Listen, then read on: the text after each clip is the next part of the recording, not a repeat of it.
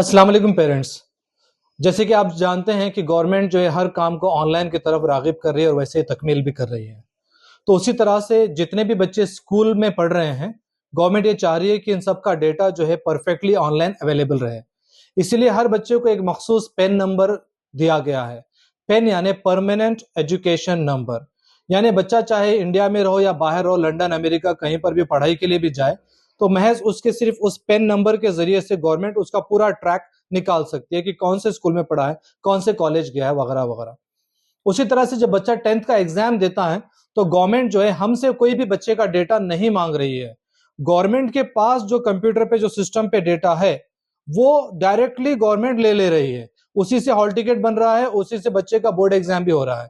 तो गवर्नमेंट ये चाह रही है कि अभी जो है जितने भी बच्चे 10th में जा रहे हैं या जितने बच्चे हैं उनका डेटा परफेक्ट रहे।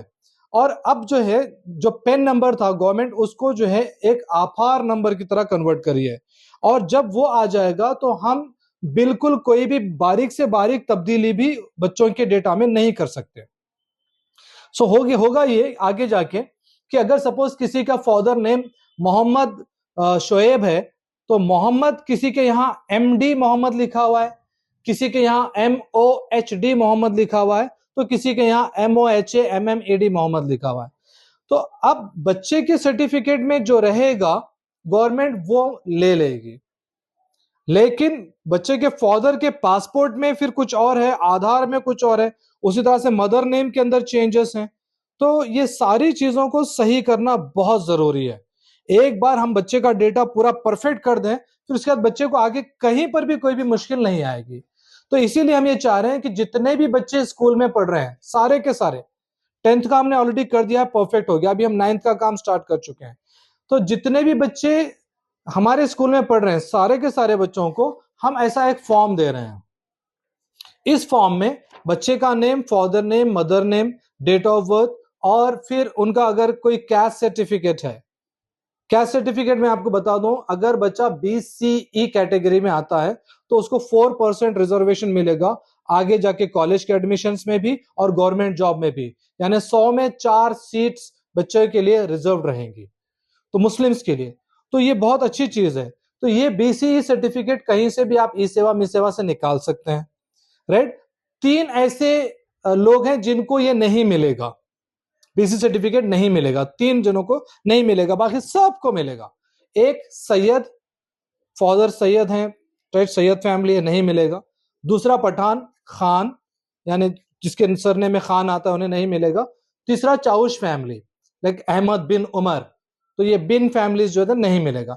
ये 3 को गवर्नमेंट जो है आला मानती है तो इनको नहीं दिया जाता है। वैसे इस्लाम में ऐसा कुछ नहीं है, सब मसावियत रखते हैं, ठीक है। तो अब ये BC सर्टिफिकेट अगर नहीं है तो आप ये कर सकते हो कि आप जो है कहीं से भी मी सेवा से उसको अप्लाई कर दीजिए और जब भी आएगा उसकी एक कॉपी हमें दे दीजिए, हम उसको एंट्री कर देंगे, ठीक है ना। तो आगे जाके सहूलत हो जाएगी, लेकिन निकाल लीजिएगा जरूर, बहुत आसान काम है और सस्ते में भी हो जाएगा।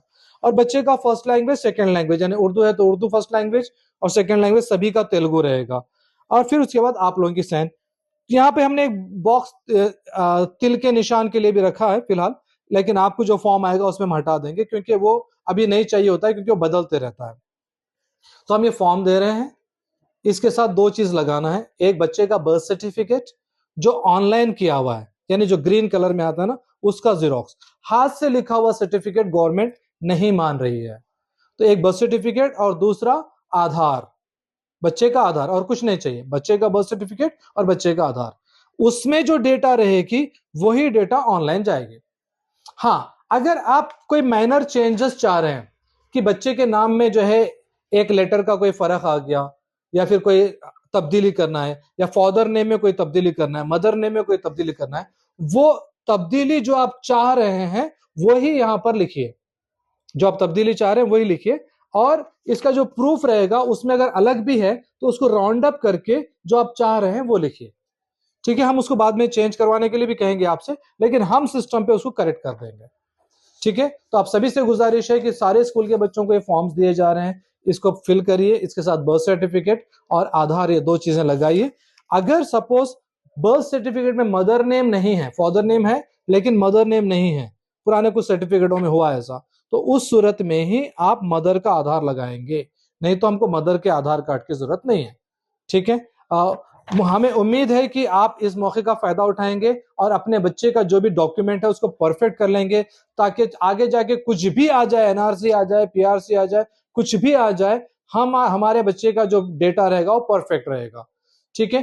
पहले की तरह गवर्नमेंट को डेटा हाथ से लिखने के भेजने का सिस्टम अब नहीं रहा है। जितने बच्चों के नाम ऑनलाइन में अवेलेबल है वही नाम के बच्चों के 10th के बोर्ड एग्जाम के हॉल टिकट्स इश्यू हो रहे हैं। तो इसलिए हम पूरा काम परफेक्टली पहले से करके रख लेंगे।